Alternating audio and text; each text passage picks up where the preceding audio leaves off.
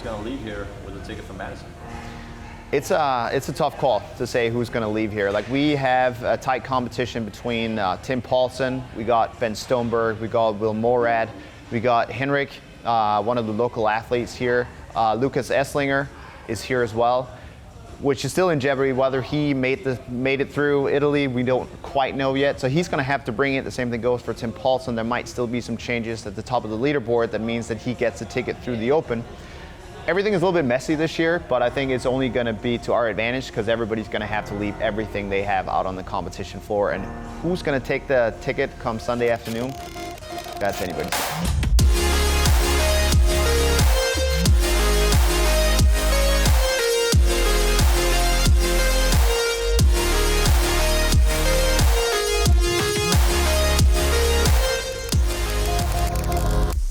Every time I compete, I remind myself that like it's so fun, you know, and I'll go into competitions a little bit backwards and like not sure if I actually want to do it, and then by the end of the competition, I'm always reminded of how much I enjoy it. So over the last like 2 years, the goal has always been to go back to the CrossFit Games, but it's mostly like to prove to myself that, you know, I can still hang with the best, and I can still, you know, prove to myself that I'm still fit, basically.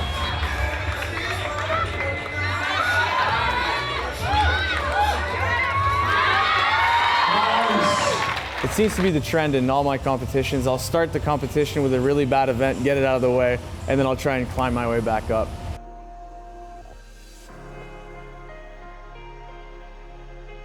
Basically, the day the Open ended and I realized I was just below the cut line, I forgot the Open ever happened because it was past us and, you know, it wasn't an option to the games anymore. So I started looking at what sanctional events were left and seeing what, you know, what might work out schedule-wise, what the qualifier dates were, and I like drew myself out a calendar and a map and had, all right, qualifiers here, sanctions here, and like had everything kind of coded out to figure out what would work.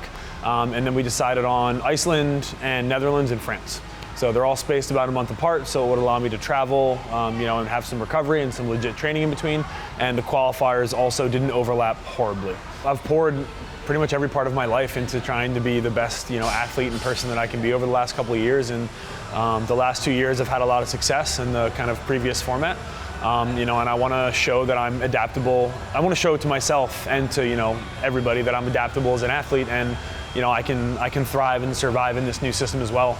You know, and part one is getting to the games, and then part two is, you know, it's the first year of this giant new format, and as an athlete, I want to be a part of that. You know, it's like you good, bad, or indifferent, no matter what happens. Like I want to be there and I want to experience it and kind of see, you know, see what it is compared to the last 2 years in Madison. So, yeah, I want to be back there with all of my being.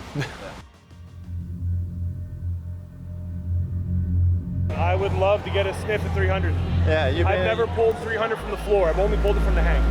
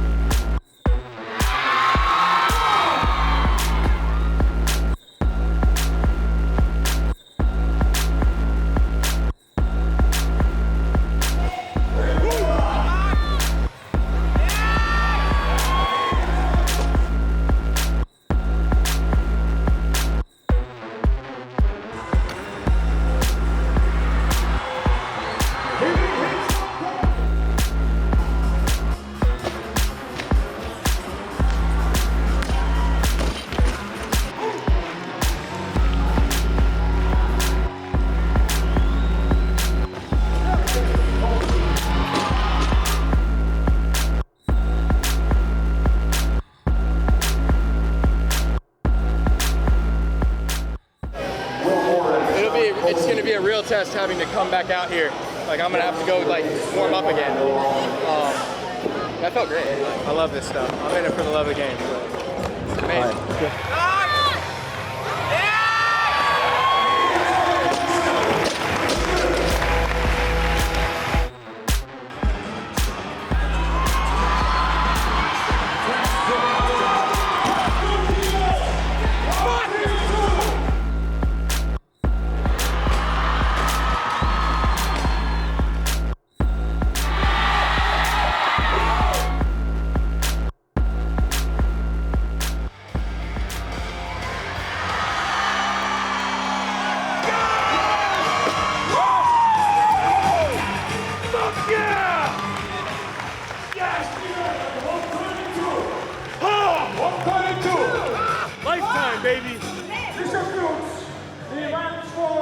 I